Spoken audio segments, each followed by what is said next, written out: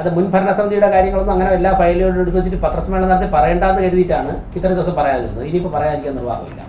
ആ കരാറിൻ്റെ ഒരു അപാകത 10 വർഷത്തേക്കാണ് കൊടുത്തേക്കുന്നത്.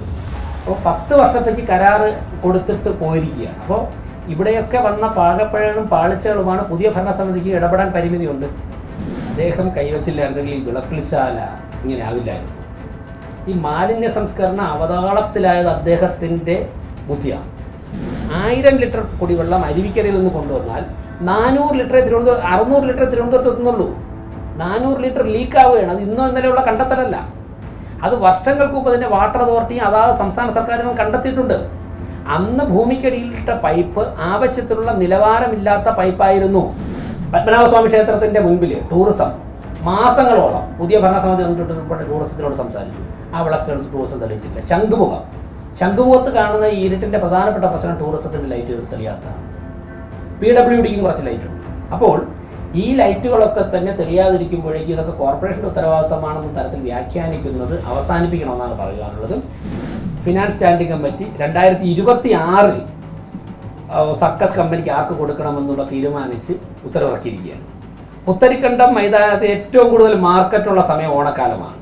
അത് വാങ്ങിക്കുന്ന ഒരു തുക എത്രയെന്നറിയോ? 15,000 രൂപ ഒരു ദിവസം. നമസ്കാരം. തിരുവനന്തപുരം നഗരസഭയുടെ പ്രവർത്തനം അവതാളത്തിലാണ് എന്നുള്ള ഒരു ആരോപണം മന്ത്രി ശിവൻകുട്ടി ഇക്കഴിഞ്ഞ ദിവസം ഉന്നയിച്ചിരുന്നു. നാറാത്തത് നാറും എന്നായിരുന്നു മന്ത്രിയുടെ പ്രതികരണം. മാലിന്യ നിർമ്മാർജ്ജനം പാടെ പാളി എന്നും തെരുവുനായ ശല്യം കൂടി എന്നുമായിരുന്നു ശിവൻകുട്ടിയുടെ ആരോപണം. എന്തായാലും നിരവധി ആരോപണങ്ങളാണ് നഗരസഭയ്ക്കെതിരെ ഇക്കഴിഞ്ഞ ദിവസം മന്ത്രി ശിവൻകുട്ടി ഉന്നയിച്ചത്. ഇതിനെതിരെ കൃത്യമായുള്ള മറുപടി നൽകുവാൻ വേണ്ടി മേയർ VV രാജേഷ് ഇപ്പോൾ മാധ്യമങ്ങളെ കാണുകയാണ്. ലൈറ്റുകളെ കുറിച്ച് പറയുമ്പോൾ പൊതുവെ ഒരു ധാരണ, ഈ കോർപ്പറേഷൻ്റെ പരിധിയിലുള്ള ലൈറ്റുകളൊക്കെ തന്നെ കോർപ്പറേഷൻ്റെ ഉടമസ്ഥതയിലുള്ളതാണ് എന്നാണ് പൊതുവെ ഒരു ധാരണ പരന്നിട്ടുള്ളത്. എന്നാൽ എല്ലാവരുടെയും കുറേ പേർക്ക് അറിയാം, കുറച്ചു പേർക്ക് അതിലൊരു അറിവ് ഇല്ലാതെ ഉണ്ട് ഇക്കാര്യത്തെക്കുറിച്ച്. അതായത് കഴിഞ്ഞ ദിവസം ഒരു വാർത്ത കൊടുത്ത മാധ്യമപ്രവർത്തകരെ വിളിച്ചിട്ട് ഞാൻ സംസാരിക്കുമ്പോഴാണ് ആ മാധ്യമപ്രവർത്തകർ ഈ എല്ലാ ലൈറ്റും കോർപ്പറേഷൻ്റെതല്ല എന്ന് അറിയുന്നത് തന്നെ. അവരുടെ മുഖത്തുനിന്ന് എനിക്ക് മനസ്സിലായി. പിന്നീട് ഞാൻ ഇരുത്തി രാവിലെ വലിയ വാർത്ത കൊടുത്തു. പിന്നെ ഞാൻ ഇരുത്തി പറഞ്ഞു കൊടുത്തു ഓരോ ലൈറ്റും ആരുടെ ഉടമസ്ഥ. അതായത് കോർപ്പറേഷനിൽ കാണുന്ന ലൈറ്റുകളൊക്കെ തന്നെ റോഡ് ഫണ്ട് ബോർഡിൻ്റെ 2000 ലൈറ്റ് ഉണ്ട്.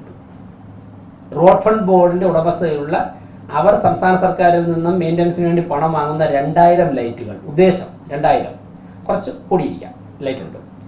ടൂറിസം ഡിപ്പാർട്ട്മെൻറ്റിൻ്റെ ഉത്തരവാദിത്വത്തിലുള്ള ടൂറിസം പണം മുടക്കേണ്ടതായിട്ടുള്ള ലൈറ്റുകളുണ്ട്. സ്മാർട്ട് സിറ്റിക്കുണ്ട്, നാഷണൽ ഹൈവേക്കുണ്ട്, അതോടൊപ്പം കോർപ്പറേഷനുണ്ട്. ഒരു ഏകദേശം 97,000 ലൈറ്റുകളാണ് കോർപ്പറേഷൻ്റെ ഉടമസ്ഥതയിലുള്ളത്. ഉദ്ദേശം 2000 ലൈറ്റ് KRFBക്കാണുള്ളത്. പിന്നെ ഓരോ ഡിപ്പാർട്ട്മെൻറ്റിനും അതിനനുസരിച്ചുണ്ട്. ഇനി സ്ഥലം പറയാം. ഇപ്പോൾ വഴയിലയിൽ നിന്ന് ആരംഭിച്ച് പേരൂർക്കട വഴി വെള്ളയമ്പലം വഴി അവസാനിക്കുന്ന റോഡ്, ആ റോഡിലുള്ള എല്ലാ ലൈറ്റും KRFBയുടേതാണ്. വഴയിലയിൽ നിന്ന് ആരംഭിച്ച് പേരൂർക്കട വഴി വെള്ളയമ്പലം വരെ വരുന്ന റോഡിലുള്ള മീഡിയനിലിരിക്കുന്ന സെൻട്രൽ മീഡിയനിലിരിക്കുന്ന ലൈറ്റ് അതെല്ലാം KRFBയുടേതാണ്. ഇനി KRFBയുടെ ഞാൻ അടുത്ത് പറയാം. വെള്ളയമ്പലം തൈക്കാട് സ്മാർട്ട് റോഡിലുള്ള ലൈറ്റ് KRFBയുടേതാണ്. വെള്ളയമ്പലം ശാസ്തമംഗലം റോഡിലുള്ള ലൈറ്റ് KRFBയുടേതാണ്. വെള്ളയമ്പലം LMS അട്ടക്കുളങ്ങര തമ്പാനൂര് ഈ ലൈറ്റ് KRFBയുടേതാണ്. എയർപോർട്ട് മുതൽ പാളയം വരെയുള്ള റോഡിൻ്റെ സെൻട്രൽ മീഡിയൻ മാത്രം, അതായത് ആ റോഡ് പാളയം മുതൽ എയർപോർട്ട് വരെയുള്ളതിൻ്റെ സെൻട്രൽ മീഡിയനിലിരിക്കുന്ന ലൈറ്റ് മുഴുവൻ KRFBയുടെ ഉടമസ്ഥയിലുള്ളതാണ്. വഞ്ചിയൂർ ജനറൽ ഹോസ്പിറ്റൽ റോഡിൻ്റെ സൈഡിലുള്ള ലൈറ്റ് അവിടെ KRFB ബോർഡ് തന്നെ വെച്ചിട്ട്, പലതും തെളിയാത്തല്ല, KRFB എന്നുള്ള ബോർഡാണ് ഇരിക്കുന്നത് തൊട്ടതാണ്. KRFBയുടെ കേരള റോഡ് ഫണ്ട് ബോർഡിൻ്റെ ഉടമസ്ഥയുള്ള ലൈറ്റാണ്. ഈ ലൈറ്റുകളുടെ ഒക്കെ തന്നെ മെയിൻ്റനൻസിന് വേണ്ടി KRFBക്ക് വർഷാവർഷം സംസ്ഥാന സർക്കാർ പൈസ കൊടുക്കുന്നുണ്ട്. ഈ ലൈറ്റുകളാണ് തെളിയാത്തതിൽ ഏറെക്കുറെ കൂടുതൽ ലൈറ്റും. അതോടൊപ്പം തന്നെ സ്മാർട്ട് സിറ്റിക്ക് സ്മാർട്ട് റോഡുകളുടെ ഒക്കെ തന്നെ സൈഡിലുള്ള ലൈറ്റ് സ്മാർട്ട് സിറ്റി ലൈറ്റ് ഉടമസ്ഥയിലുള്ള ലൈറ്റാണ്. അതിന് മെയിൻ്റനൻസിലുള്ള പണം അവർ തന്നെ AMC വെച്ചിട്ടുണ്ട്. ടൂറിസം, പത്മനാഭസ്വാമി ക്ഷേത്രത്തിൻ്റെ ചുറ്റുമുള്ള വിളക്കും അതോടൊപ്പം തന്നെ ശംഖുമുഖത്തുള്ള വിളക്കുകളും ടൂറിസം ഡിപ്പാർട്ട്മെന്റ് ഉത്തരവാദിത്തമുള്ള ടൂറിസത്തിനുള്ള ഫണ്ടുണ്ട്. കോർപ്പറേഷന്റെ കൈവശം കോർപ്പറേഷന്റെ ഉത്തരവാദിത്തമുള്ള ലൈറ്റ്, PWD റോഡുകളിലുള്ള ലൈറ്റുകൾ, അതോടൊപ്പം തന്നെ KSEBയുടെ ഇലക്ട്രിക് പോസ്റ്റുകളുടെ ലൈറ്റും ഞങ്ങളുടെ ഉത്തരവാദിത്തമുള്ളതാണ്, കോർപ്പറേഷൻ ഉത്തരവാദിത്തമുള്ളതാണ്.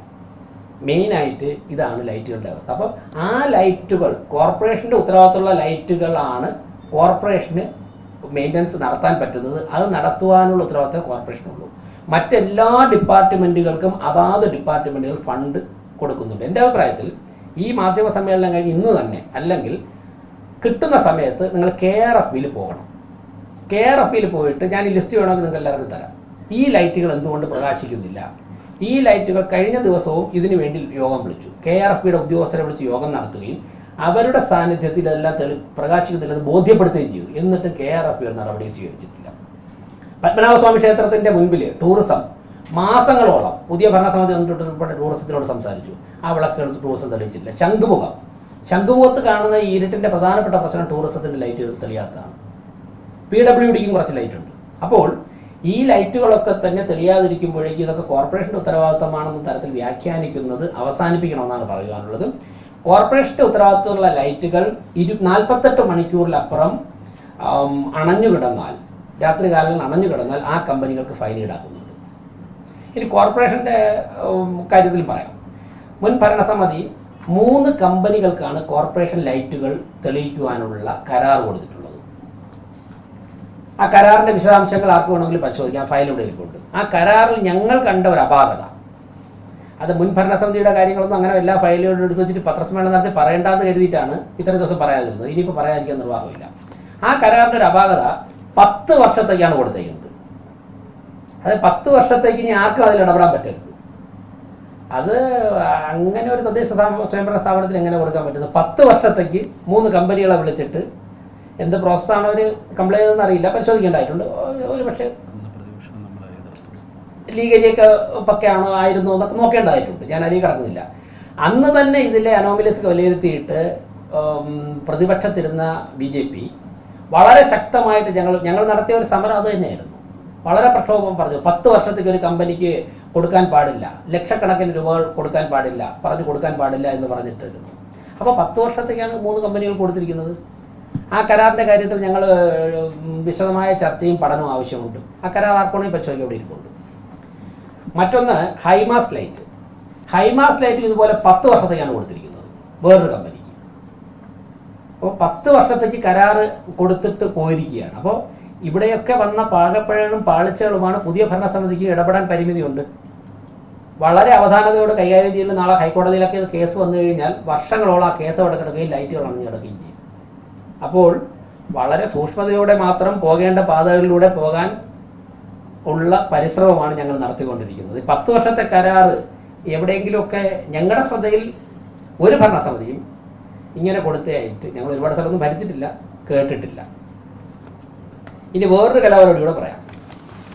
ഇപ്പോൾ ഇത് പുത്തരിക്കണ്ട മൈതാനത്തിൻ്റെ കഥയാണ്. അതായത് 2026 ഈ വർഷം ഓണത്തിന് ഒരു സർക്കസ് കമ്പനിക്ക് കൊടുക്കണമെന്ന് കഴിഞ്ഞ വർഷം തന്നെ തീരുമാനിച്ച് ഉത്തരവിറക്കിയിരിക്കുകയാണ്. അന്നത്തെ deputy mayor finance standing committee chairman ഉത്തരവിറക്കിയിരിക്കുകയാണ്. ഒന്ന് ആലോചിച്ച് നോക്കണം. 2025 തെരഞ്ഞെടുപ്പ് വരികയാണ്. പുതിയ ഭരണസമിതി 26 അധികാരത്തിൽ വരും എന്നൊക്കെ അറിയാമായിരുന്നിരിക്കെ 2025 ഒക്ടോബറിൽ തെരഞ്ഞെടുപ്പ് പ്രഖ്യാപനം ഒക്ടോബർ ലാസ്റ്റ് ആയിരുന്നു. നവംബറിലായിരുന്നു. ഒക്ടോബറിൽ തന്നെ ഫിനാൻസ് സ്റ്റാൻഡിംഗ് കമ്മിറ്റി 2026 സർക്കസ് കമ്പനിക്ക് ആർക്ക് കൊടുക്കണമെന്നുള്ള തീരുമാനിച്ച് ഉത്തരവിറക്കിയിരിക്കുകയാണ്. അതിൽ വാങ്ങുന്ന ഏത് സമയത്തേക്കാണെന്ന് പറയും? ഓണക്കാലം. പുത്തരിക്കണ്ടം മൈതാനത്ത് ഏറ്റവും കൂടുതൽ മാർക്കറ്റുള്ള സമയം ഓണക്കാലമാണ്. അത് വാങ്ങിക്കുന്ന ഒരു തുക എത്രയെന്നറിയോ? 15,000 രൂപ ഒരു ദിവസത്തേക്ക്. ഇന്ന് അതിൻ്റെ 10 ഇരട്ടി തരാൻ തയ്യാറായിട്ട് ആൾക്കാർ വരുമ്പോഴേക്കും മൈതാനം ബ്ലോക്ക് ചെയ്തിരിക്കുക. കഴിഞ്ഞ വർഷം തന്നെ കൊടുത്തിരിക്കുക. ഒന്ന് ആലോചിച്ച് നോക്കണം. ഞങ്ങളതൊന്നും ഇതൊക്കെ രേഖകൾ കയ്യിലുണ്ടായിട്ട് ഇതൊക്കെ പൊതുസമൂഹത്തിൽ മുൻ ഭരണസമിതിയെക്കുറിച്ച് ചർച്ച ചെയ്യണോ വേണ്ടയോ എന്നുള്ള അപ്പോൾ ഇന്നലത്തെ ചില ഡെവലപ്മെന്റ്സ് അറിയിച്ചപ്പോഴേക്കും കാര്യങ്ങളൊക്കെ എന്തായാലും ജനങ്ങൾ അറിഞ്ഞിരിക്കട്ടെ എന്നുള്ളത്. ഇത് ശക്തമായിട്ട് എതിർത്തു. ഫിനാൻസ് സ്റ്റാൻഡിംഗ് കമ്മിറ്റിയിൽ എതിർത്തു, മിനിറ്റ്സിലുണ്ട്. ഫിനാൻസ് സ്റ്റാൻഡിംഗ് കമ്മിറ്റിയിൽ എതിർത്തു, വാക്കൗട്ട് നടത്തി. ഫിനാൻസ് സ്റ്റാൻഡിംഗ് കമ്മിറ്റിയിൽ കൗൺസിൽ എതിർത്തു, കൗൺസിൽ വാക്കൗട്ട് നടത്തി. ഞങ്ങൾക്കത് ഭൂരിപക്ഷമില്ല. അന്നത്തെ മാധ്യമങ്ങൾ എടുത്ത് നോക്കിയാൽ അറിയാം, അന്നത്തെ വാർത്തകൾ വന്നിട്ടുണ്ട്, എല്ലാ പത്രങ്ങളിലും വന്നിട്ടുണ്ട് വാർത്ത. ഞങ്ങൾ വാക്കൗട്ട് നടത്തി പോയതിന്റെ ഒരു പ്രശ്നം അതായിരുന്നു. അല്ല, ഞാൻ പറഞ്ഞത് അതായത് അതുകൊണ്ടാണല്ലോ ഞങ്ങളിപ്പോൾ പറയുന്നത് ഭൂരിപക്ഷമുള്ള കൗൺസിലിന്റെ തീരുമാനമായിരുന്നു. പക്ഷേ ഓണക്കാലത്ത് 15,000 രൂപയാണോ പുത്തരിക്കണ്ടം മൈതാനത്തേക്ക് ഒരു ദിവസം കിട്ടേണ്ടതെന്നുള്ളത് പൊതുസമൂഹം ആലോചിക്കണം. ഭൂരിപക്ഷം, ഞാനത് അഡ്മിറ്റ് ചെയ്ത് അങ്ങ് പറഞ്ഞത് ഭൂരിപക്ഷമുള്ള കൗൺസിൽ പാസ്സാക്കിയത് തന്നെയാണ്. പക്ഷേ ഓണക്കാലത്ത് ഒരു സർക്കസ് കമ്പനി വന്ന് പുത്തരിക്കണ്ട മൈതാനം പോലുള്ള സ്ഥലമെടുത്ത് സർക്കസ് നടത്തുമ്പോൾ 15,000 രൂപയാണോ കോർപ്പറേഷന് കിട്ടേണ്ടത്, അതിന്റെ 10 ഇരട്ടി തരാൻ വേണ്ടി ആൾക്കാരുള്ളപ്പോൾ. അപ്പൊ ഇങ്ങനെയുള്ള ചില കരാറുകൾ, 10 വർഷത്തേക്കൊക്കെ നീട്ടിക്കൊടുത്ത കരാറുകളും ഇതുപോലുള്ള ചില കരാറുകളും പുതിയ ഭരണസമിതിയെ ചില കാര്യങ്ങളിൽ കുറച്ച് ആശങ്കയിലാഴ്ത്തുന്നുണ്ട്. ആ ഓട്ടോറിക്ഷകൾ, ഞങ്ങളത് പ്രതിപക്ഷത്തായിരുന്നു, ഞങ്ങൾ മനസ്സിലാക്കിയ അനുസരിച്ച് 3 മാസം കൊണ്ട് തന്നെ ആ ഓട്ടോറിക്ഷകളെല്ലാം ഷെഡിലായെന്നാണ്. അന്ന് ഞങ്ങൾ പരിശോധിച്ച് പല ഓട്ടോറിക്ഷകളും വീടുകളിൽ ചെന്നപ്പോൾ ചിലയിടത്തൊക്കെ വസ്ത്രങ്ങൾ നനച്ച് ഇടിച്ചിരിക്കുകയാണ്. ഞാൻ പോയൊരു വീട്ടിൽ ഓട്ടോറിക്ഷയുടെ അടിയിൽ പട്ടിയെ കെട്ടിയിരിക്കുകയായിരുന്നു. ഞാൻ കണ്ടതുമില്ല, പട്ടി ചാടി കടിക്കാൻ വന്നു. നോക്കിയപ്പോഴാണ് ഓട്ടോറിക്ഷയുടെ കമ്പിയിലാണ് പട്ടിയുടെ കയർ കെട്ടിയിരിക്കുന്നത്. ഇതൊരു വീട്ടിൽ. അപ്പം ഇങ്ങനെയായിരുന്നു. അന്ന് ഞാൻ മനസ്സിലാക്കുന്നത് സ്മാർട്ട് സിറ്റിയുടെ ഫണ്ട് ഉപയോഗിച്ചാണ് വാങ്ങിയത്. ഇവിടുത്തെ ഒരു സ്ഥാപനം കൂട്ടലിൻ്റെ വക്കിലായിരുന്നു. അപ്പോൾ ആ സ്ഥാപനത്തിലേക്കാണ് ഈ പണം പോയിട്ടുള്ളത്. ഒന്ന് അന്വേഷിച്ചൊക്കെ അറിയാം. ആ സ്ഥാപനം എനിക്ക് ഇപ്പോൾ ഓട്ടോറിക്ഷ ഉണ്ടാക്കുക അവസാനിപ്പിച്ചു. ഉണ്ടാക്കിയിട്ടത്തെ ഓട്ടോറിക്ഷയ്ക്ക് വെളിയിൽ ഓടാൻ പറ്റാത്തതുകൊണ്ട് പറ്റുന്ന സ്ഥലത്തൊക്കെ കൊടുത്തു തീർത്തിട്ട് സ്ഥാപനം ഇപ്പോൾ ഓട്ടോ നിർമ്മിക്കുന്നത്, അതോടുകൂടി ഓട്ടോ നിർമ്മിക്കുക അവസാനിപ്പിച്ചു എന്നാണ് മനസ്സിലാക്കുന്നത്. ആ ഓട്ടോയൊക്കെ പലയിടത്തും സ്മാരകമായിട്ട് കിടപ്പുണ്ട്. ഞാൻ അത് ചോദിച്ചുകൊണ്ട് മാത്രമേ പറഞ്ഞത്, അല്ലെങ്കിൽ ഞാൻ അതിലേക്ക് പോകില്ലായിരുന്നു. അദ്ദേഹം കൈവച്ചില്ലായിരുന്നെങ്കിൽ ഈ വിളപ്പിൽശാല ഇങ്ങനെ ആവില്ലായിരുന്നു. ഈ മാലിന്യ സംസ്കരണം അവതാളത്തിലായത് അദ്ദേഹത്തിൻ്റെ ബുദ്ധിയാണ്. അദ്ദേഹത്തിൻ്റെ ബുദ്ധിയെന്നോ ബുദ്ധിശൂന്യതയെന്നോ പറയാം. അദ്ദേഹം തന്നെ ഞങ്ങൾ ഇന്നൊരു മീറ്റിങ്ങിൽ പറഞ്ഞിട്ടുണ്ട്, ഹൈദരാബാദിൽ നന്നായിട്ട് നടക്കുന്നൊരു പ്രോജക്റ്റ് ഇവിടെ നിന്നും ട്രെയിനിൽ വിളപ്പിൽശാലക്കാരെയും ഇവിടെയുള്ള ആൾക്കാരെയും ഉദ്യോഗസ്ഥരെയും കൗൺസിലർമാരെയൊക്കെ അദ്ദേഹം തന്നെ നേതൃത്വം കൊടുത്ത് കൊണ്ട് കാണിച്ച് വിജയകരമാണെന്ന് ബോധ്യപ്പെട്ടതിൻ്റെ അടിസ്ഥാനത്തിലാണ് ഇവിടെ നടപ്പിലാക്കിയെന്ന് അദ്ദേഹം പറഞ്ഞു. എന്നിട്ട് പൊളിഞ്ഞുപോയി. ആരുടെ കുഴപ്പം? ഹൈദരാബാദിലെ പദ്ധതി നടക്കുന്നുണ്ടല്ലോ, പദ്ധതിയുടെ കുഴപ്പമല്ല, ഇവിടെ മാലിന്യം ഇല്ലാത്ത പ്രശ്നമല്ല, നടപ്പിലാക്കിയ ഭരണാധികാരിയുടെ വികലമായ കാഴ്ചപ്പാടാണ്. ഇന്ന് വിളപ്പിൽശാല എന്ന് പറയുമ്പോൾ ജനങ്ങൾ ഭയത്തോടെയാണ് കാണുന്നത്. ആ ഒരൊറ്റ പ്രോജക്റ്റ് അവതാളത്തിലായതോടുകൂടിയാണ് കേരളത്തിൽ വേസ്റ്റ് മാനേജ്മെന്റ് മുഴുവൻ തകിടം പറഞ്ഞത്. അപ്പോൾ അദ്ദേഹം ഈ പറഞ്ഞയാൾ തിരുവനന്തപുരത്ത് മാത്രമല്ല പ്രതിസന്ധി ഉണ്ടാക്കിയത്. അദ്ദേഹത്തിൻ്റെ വികലമായ ചിന്താഗതി, ഇന്നെഫിഷ്യൻസി, കാഴ്ചപ്പാടില്ലായ്മ കേരളത്തെ മുഴുവനും ഭയപ്പാടിലാക്കിയിട്ടുണ്ട്. അത് പരിഹരിക്കാൻ തുടർച്ചയായിട്ട് വന്ന ഭരണസമിതികൾക്ക് സാധിച്ചതുമില്ല. സാധിച്ചിരുന്നെങ്കിൽ ഇന്നിങ്ങനെ വരില്ല. എന്തായാലും തിരുവനന്തപുരം പട്ടണത്തിൽ ഇവിടെ നിലവിലുള്ള സിസ്റ്റം വെച്ച് ഭംഗിയായിട്ട് വളരെ മനോഹരമായിട്ട് ചെയ്യാൻ പറ്റുന്ന തരത്തിൽ ചെയ്യുന്നുണ്ട്. ഗാർബേജ് കൂടിക്കിടക്കുന്നു എന്ന് പറഞ്ഞാൽ ഇതായിരുന്നു ഇവിടുത്തെ സിസ്റ്റം. ആ സിസ്റ്റം റെക്ടിഫൈ ചെയ്യാനുള്ള പരമാവധി പരിശ്രമങ്ങൾ നടത്തുകയാണ്. പക്ഷെ ഒരു കാര്യം ഞങ്ങൾ ഉറപ്പിച്ചു പറയാം, ഈ പ്രശ്നത്തിന് ശാശ്വതമായ പരിഹാരം ഈ ഭരണസമിതി കണ്ടിരിക്കും. ഞങ്ങൾ ഇപ്പോൾ വന്ന ദിവസമൊക്കെ ഞങ്ങൾക്കറിയാം. അതിനിടയ്ക്ക് ആറ്റുകാൽ പൊങ്കാല വന്നു, ബഡ്ജറ്റ് വന്നു, പൊങ്കാല കഴിഞ്ഞ് അടുത്ത ആഴ്ചയിൽ കോഡ് ഓഫ് കോണ്ടാക്ട് വന്നു. കുറേ കാര്യങ്ങൾക്കൊക്കെ പരിമിതിയുണ്ട്. അതുകൂടി മാറുന്നതോടുകൂടി ഞങ്ങൾ പറഞ്ഞ എല്ലാ കാര്യങ്ങളിലേക്കും ഇപ്പം തന്നെ അതിൻ്റെ കാര്യങ്ങൾ ആരംഭിച്ചിട്ടുണ്ട്. അപ്പോൾ തിരുവനന്തപുരത്തെ മാലിന്യ പരിഹാര പ്രശ്നത്തിൽ എന്തെങ്കിലും പ്രതിസന്ധി ഉണ്ടായിട്ടുണ്ടെങ്കിൽ ഈ പറഞ്ഞ വ്യക്തികളാണ് അതിൻ്റെ അടിസ്ഥാന കാരണം. ഞാൻ ചോദിക്കട്ടെ, അന്ന് വാങ്ങിയ ടിപ്പറുകൾ എത്ര കോടി രൂപയാണ്? അന്ന് നാട്ടിലത്രയും കൊണ്ടുവച്ച പെട്ടികൾ, ഇതെല്ലാം കളക്ട് ചെയ്യാൻ വേണ്ടിയിട്ട് കൊണ്ടുവച്ച കണ്ടെയ്നറുകൾ, ആ കണ്ടെയ്നറുകളിലെല്ലാം ജഗതിയിൽ വാരി കൂട്ടിയിട്ടുന്നത് അതെല്ലാം ഇവിടെ പോയി. അപ്പം കാഴ്ചപ്പാടില്ലായ്മ അല്ലെങ്കിൽ ഇന്നെഫിഷ്യൻസി, ജനങ്ങളുടെ പണം മുടക്കുന്നതിലുള്ള ഒരു ലാഘവ ബുദ്ധി, ഈ പണമൊക്കെ ആരെടുത്തോട്ടില്ലേ. അപ്പം അതുകൊണ്ട് ഇതൊന്നും പറയാനുള്ള യാതൊരു യോഗ്യതയുമില്ല. പിന്നെ വേറൊരു പ്രശ്നമുണ്ട് അലക്സേ, അതിൻ്റെ അതായത് ഇപ്പം 4-ാം തീയതി അടുത്ത് വരുമ്പോഴേക്കും ഇത് കുറച്ചുകൂടെ മുറുകും. ഇന്നലെയൊക്കെ കുറച്ചുകൂടെ മൈൽഡായിരുന്നു. ഈ 1-ാം തീയതി 2-ാം തീയതി ഒക്കെ ആകുമ്പോഴേക്കും ഇതിൻ്റെ പാരമ്യത്തിലെത്തും. പിന്നെ 4-ാം തീയതി കഴിയുമ്പോൾ മെല്ലെ മെല്ലെ മെല്ലെ മെല്ലെ അത് കുറഞ്ഞോളും. അപ്പം അതുകൊണ്ട് തന്നെ ആ രീതിയിലാണ്. പിന്നെ വേറൊന്ന് എനിക്ക് തോന്നുന്നു, ഈ പത്രസമ്മേളനം നടത്തിയ നേതാവിന് ഇതുവരെയും തോറ്റുവെന്ന് ബോധ്യപ്പെട്ടിട്ടില്ല. കേരളത്തിൽ ഒരു തോറ്റു എന്ന് ബോധ്യപ്പെടാത്ത 2-3 ആൾക്കാരുള്ള ഒരാൾ അദ്ദേഹമാണ്. അതുകൊണ്ടാണ് എപ്പോഴും ഈ കോർപ്പറേഷൻ എന്ന് പറഞ്ഞിട്ട് ഞങ്ങളുടെ പുറകെ ക്യാമറ കൊണ്ട് നടക്കണ്ട. ഞങ്ങൾ വളരെ വളരെ ആത്മാർത്ഥമായിട്ടും വളരെ വിശദമായിട്ടും കാര്യങ്ങളൊക്കെ പഠിച്ച് കരാറുകളൊക്കെ കൃത്യമായിട്ട് ഞങ്ങളുടെ ലീഗൽ ടീമൊക്കെ വിലയിരുത്തി തന്നെയാണ്, കുറച്ച് സമയമെടുത്ത് വിലയിരുത്തി തന്നെയാണ് മുന്നോട്ട് പോകുന്നത്. ഞങ്ങൾ പറഞ്ഞ ഒരു കാര്യം തെറ്റായിരുന്നില്ലല്ലോ. ഞാൻ സ്മാർട്ട് ചെറിയ ബസ്സുകളെ കുറിച്ച് പറഞ്ഞു, അതിൻ്റെ കോൺട്രാക്ട് എഗ്രിമെൻറ്റ് നിങ്ങളെ കാണിച്ചല്ലോ. ആ എഗ്രിമെൻറ്റിൽ പറഞ്ഞ കാര്യങ്ങളൊക്കെ തന്നെ ശരിയല്ലേ? ഇതിൽ പറഞ്ഞ കാര്യങ്ങൾ എല്ലാം തന്നെ ഞങ്ങൾ വളരെ പഠിച്ചിട്ട് തന്നെയാണ് പറയുന്നത്. പിന്നെ 5 വർഷം കഴിഞ്ഞ് വരാൻ പോകുന്ന ഇലക്ഷനിൽ ഈ കാര്യങ്ങളൊക്കെ ജനങ്ങളോട് പറഞ്ഞോട്ടെ. ഞങ്ങൾക്ക് ജനങ്ങൾ 5 വർഷത്തേക്കാണ് മാൻഡേറ്റ് ചെയ്യുന്നത്. ഞങ്ങൾ ഓരോ വർഷവും ജനങ്ങളോട് ഞങ്ങളെ പ്രോഗ്രസ് കാർഡ് കാണിക്കും.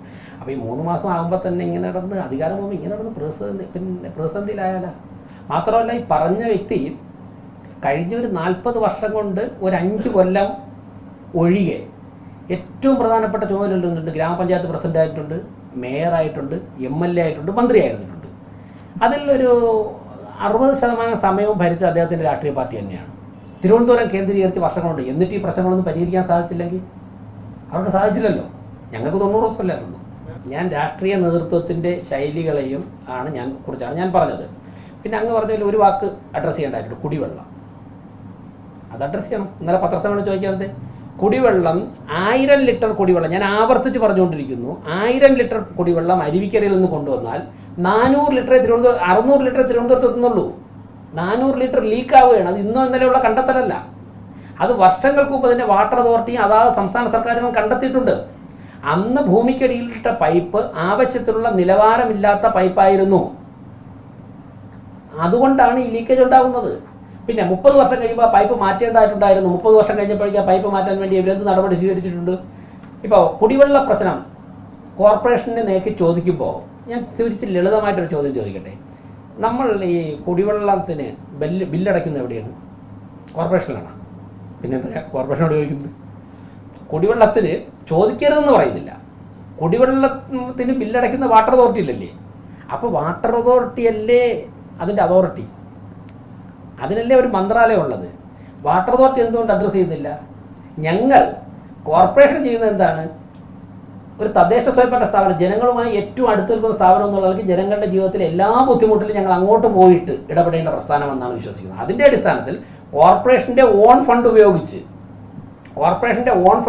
കോർപ്പറേഷൻ തന്നെ ടാങ്കറുകൾ എടുത്ത് കോർപ്പറേഷനിലെ 100 കൗൺസിലർമാരും രാത്രി 2 മണിക്കും 3 മണിക്കും 4 മണിക്കുമാണ് വനിതകൾ ഉൾപ്പെടെയുള്ളവർ വീട്ടിൽ കയറുന്നത് വെള്ളം കൊണ്ട് കൊടുത്തിട്ട്. 100 കൗൺസിലർമാരും അവരവരുടെ വാർഡിൽ 101 കൗൺസിലർമാരും അവരവരുടെ വാർഡുകളിൽ കഠിനാധ്വാനം നടത്തിയാണ് വെള്ളം എത്തിച്ചുകൊണ്ടിരിക്കുന്നത്.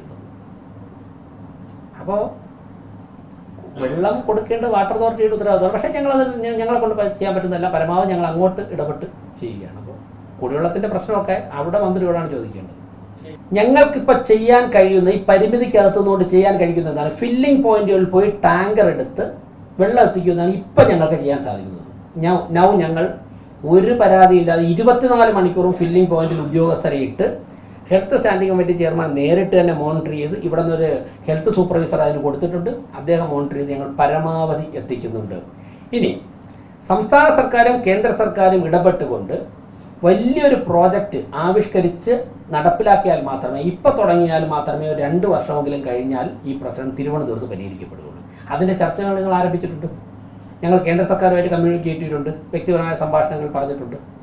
അതിൻ്റെ ഉത്തരവാദിത്തപ്പെട്ട പുതിയ ഗവൺമെൻറ്റും ഞങ്ങൾ വാട്ടർ അതോറിറ്റി മിനിസ്റ്ററെ കാണുന്നുണ്ട്, മുഖ്യമന്ത്രിയെ കാണുന്നുണ്ട്. അപ്പോൾ കോർപ്പറേഷൻ്റെ ഭാഗത്തു നിന്ന് അക്കാര്യങ്ങൾ ഇടപെടാൻ പരിമിതിയുണ്ട്. പക്ഷേ ഒരു ചർച്ച ഞങ്ങൾ ഇനിഷ്യേറ്റ് ചെയ്തു. അല്ലാതെ തിരുവനന്തപുരത്തെ കുടിവെള്ള പ്രശ്നം പരിഹരിക്കപ്പെടില്ല. ഈ പതിറ്റാണ്ടുകളോളം മേയറും മന്ത്രിയും ഒക്കെ ആയിരുന്ന ആൾക്കാർ പറയട്ടെ എന്തുകൊണ്ട് ഞാൻ ചോദിച്ചത് അല്ല എന്ന് അവരാരെങ്കിലും പറയട്ടെ. 1000 ലിറ്റർ വെള്ളം അവിടെ നിന്ന് ഒഴുകിയാൽ 600 ലിറ്റർ തിരുവനന്തപുരത്ത് എത്തുന്നുള്ളൂ. നിങ്ങൾ ഇതുവരെ നിങ്ങളുടെ ശ്രദ്ധ 3 മാസം കൊണ്ട് അധികാരത്തിൽ വന്ന് ഞങ്ങളുടെ ശ്രദ്ധയിൽപ്പെട്ടല്ലോ. നിങ്ങളുടെ ശ്രദ്ധയിൽപ്പെട്ടോ ഇല്ലെന്ന് ചോദിച്ചു നോക്ക്. അത് റെക്ടിഫൈ ചെയ്യാൻ വേണ്ടി നിങ്ങൾ എന്ത് നടപടി സ്വീകരിച്ച് ചോദിച്ചു. തെരുതായി ഇപ്പോൾ കൂടിയിട്ടുണ്ടോ എന്ന് ചോദിച്ചാൽ ഇപ്പോൾ ഞങ്ങളുടെ ശ്രദ്ധയിൽ അങ്ങനെ കണക്കുകളുടെ അടിസ്ഥാനത്തിൽ ഈ ഭരണസമിതി വന്നിട്ട് പുതിയ കണക്ക് എടുത്തിട്ടില്ല. കണക്കുകളുടെ അടിസ്ഥാനത്തിൽ ചോദിച്ചു കഴിഞ്ഞാൽ അങ്ങനെ ഒരു കണക്ക് ഈ 3 മാസത്തിൽ ഇപ്പം ഞങ്ങൾ എടുത്തിട്ടില്ല. എന്തായാലും ഒരു കാര്യം ഉറപ്പാണ്, 50, 60, 110 എണ്ണം കുറഞ്ഞിട്ടുണ്ട്. അത് രേഖാമൂലം ഉറപ്പ് പറയാം. ഞങ്ങൾ ഹോസ്പിറ്റലുകളിൽ നിന്നും കോളേജുകളിൽ നിന്നുമായിട്ട് പിടിച്ചു മാറ്റി 50 എണ്ണവും മെറ്റിൽഡ കാട്ടായിക്കോണത്ത് മെറ്റിൽഡയുടെ വീട്ടിൽ നിന്ന് പിടിച്ച 60 എണ്ണം വെച്ചിട്ട് ഒരു 110, 112 എണ്ണം ഉറപ്പായിട്ട് നഗരത്തിൽ നിന്ന് മാറ്റിയിട്ടുണ്ട്. പിന്നെ നായ്ക്കളെങ്ങാനും പ്രസവിച്ചിട്ടുണ്ടെങ്കിൽ എണ്ണം കൂടി കാണും. അതൊന്നും നമ്മുടെ കൺട്രോളുള്ള കാര്യങ്ങളല്ല. അപ്പോൾ അതുകൊണ്ട് അങ്ങനെയൊക്കെ ഒരു കണക്കെടുത്തതിൻ്റെ അടിസ്ഥാനത്തിൽ പറയാൻ വേണ്ടി എനിക്ക് സാധിക്കില്ല. എല്ലാം പുറത്ത് പറയാൻ പറ്റുന്ന ഘട്ടത്തിലേക്ക് എത്തിയിട്ടില്ല. ഇപ്പം 50 എണ്ണത്തിനെ അവിടെ പൂവാറിൽ വിഴിഞ്ഞത്ത് കൊണ്ടിട്ടിട്ടാണല്ലോ നിങ്ങളുടെ പറയാൻ പറ്റിയത്. പിന്നെ അതിനുശേഷമല്ലോ അവിടെ ബോർഡൊക്കെ വെച്ചത്. ബോർഡൊക്കെ പോയി. നായ്ക്കളെ വളരെ സുഖമായിട്ട് തന്നെ അവിടെ കഴിയും. അപ്പോൾ തുറന്നു വിട്ടാലും വെളിയിൽ പോകാത്ത രീതിയിൽ ഹാപ്പി ആയിട്ട് അവിടെ കഴിയുകയാണ്. എന്തായാലും ഇന്നലെ സൺഡേ, ഇന്നലെ ഉച്ചയ്ക്കും ഞാൻ ഉൾപ്പെടെ ഒരു NGO-യുമായി ബന്ധപ്പെട്ട് അവരെ പാർപ്പിക്കാനുള്ള ഒരു സ്ഥലം കണ്ടിട്ടാണ് വന്നത്. ഇന്നലെ രാത്രി 8 മണിക്ക് അവർ വീണ്ടും മേയറുടെ ചേംബറിൽ വന്നിട്ട് അടുത്ത ഘട്ടം ചർച്ച ചെയ്തിട്ടാണ് പോയത്. ഇന്ന് രാവിലെ സ്റ്റാൻഡിംഗ് കമ്മിറ്റി ചെയർമാനും ഞാനും സെക്രട്ടറിയും വർക്ക്സ് ചെയർമാനും കൂടെ ഇരുന്ന് ഇവിടുത്തെ ഡോഗ് സ്ക്വാഡും നമ്മുടെ സർജനുമായിട്ട് ഈ കാര്യത്തെക്കുറിച്ച് ചർച്ച ചെയ്തിട്ടാണ് ഈ പത്രസമ്മേളനത്തിലേക്ക് കയറിയത്. അപ്പോൾ ഓരോ ദിവസവും അതിൻ്റെ പുറകിൽ ഞങ്ങളുണ്ട്. ആ പ്രോസസ്സ് നടന്നുകൊണ്ടിരിക്കുകയാണ്. ഞങ്ങൾ പറഞ്ഞ സമയത്തിനുള്ളിൽ, ഒരു വർഷത്തിനുള്ളിൽ തെരുവുനായയുടെ ശല്യം അവസാനിപ്പിക്കുമെന്നാണ് പറഞ്ഞത്. കൃത്യമായിട്ട് പരിഹരിച്ചിരിക്കും. അത്രയും കോൺഫിഡൻസോടാണ് പറയുന്നത്. ഒരാശങ്കയും വേണ്ട. ഞാനത് വളരെ ലളിതമായിട്ട് മനസ്സിലാക്കാനാണ് പറഞ്ഞത്. വളരെ ലളിതമായിട്ട് ആ പ്രശ്നം പരിഹരിക്കുവാനുള്ള മെക്കാനിസവും അധികാരവും ഒക്കെ തന്നെ ഉള്ളത് വാട്ടർ അതോറിറ്റിക്കാണ്. എന്നാൽ വാട്ടർ അതോറിറ്റി ജനങ്ങൾ ബുദ്ധിമുട്ടുന്ന സമയത്ത് കോർപ്പറേഷനുള്ള മെഷീനറി വെച്ചുകൊണ്ട് എങ്ങനെ അതിലിടപെട്ട് പരിഹരിക്കാം, അത് പരസ്പരമുള്ള ചർച്ചയുടെ ധാരണയുടെ അടിസ്ഥാനത്തിൽ ഞങ്ങൾ ചെയ്യുന്നുണ്ട്. ഞങ്ങളെ കൊണ്ട് സാധിക്കുന്ന കാര്യങ്ങൾ ഞങ്ങൾ ചെയ്യേണ്ടതാണ്. ജനങ്ങൾ തിരഞ്ഞെടുത്ത പ്രസ്ഥാനം എന്നുള്ളത് ചെയ്യേണ്ടതാണ്. പക്ഷേ ഈ ലീക്കേജ് അരുവിക്കലിൽ നിന്ന് സിറ്റിയിലേക്ക് വരുമ്പോൾ ഉണ്ടാകുന്ന 400 ലിറ്റർ 1000 വരുമ്പോൾ 400 ലീക്കാവുന്നത് ഞങ്ങൾക്കൊന്നും ചെയ്യാൻ പറ്റില്ല. അതിൻ്റെ മെഷീനറിയോ അതിൻ്റെ അധികാരപരിധി ഞങ്ങളുടെ കയ്യിലല്ല. അതിനുള്ള ഫണ്ട് കോർപ്പറേഷനില്ല. അതിന് കേന്ദ്ര സർക്കാരിൻ്റെയും സംസ്ഥാന സർക്കാരിൻ്റെയും വലിയ പ്രോജക്റ്റ് വരണം. എന്നാൽ മാത്രമേ പരിഹരിക്കാൻ സാധിക്കുകയുള്ളൂ. എന്തായാലും മേയർ VV രാജേഷ് മന്ത്രി ശിവൻകുട്ടിക്ക് നൽകുന്ന മറുപടി ഇങ്ങനെയാണ്. അതായത് 4-ാം തീയതി എന്താണ് റിസൾട്ട് വരുന്നത് അതുവരെ ഇത്തരത്തിലുള്ള ആരോപണങ്ങളെല്ലാം തന്നെ ഉന്നയിച്ചു കൊണ്ടിരിക്കും മന്ത്രി. 4-ാം തീയതിക്ക് ശേഷം ഈ ആരോപണങ്ങൾ ഉന്നയിക്കുന്നതെല്ലാം തന്നെ മന്ത്രി സ്വയം തന്നെ നിർത്തുന്നതാണ് എന്നുള്ള സൂചനയാണ് മേയർ VV രാജേഷ് നൽകുന്നത്. ക്യാമറമാൻ അഖിൽ അശോകിനൊപ്പം അമൽ രുദ്ര, മറുനാടൻ മലയാളി, തിരുവനന്തപുരം.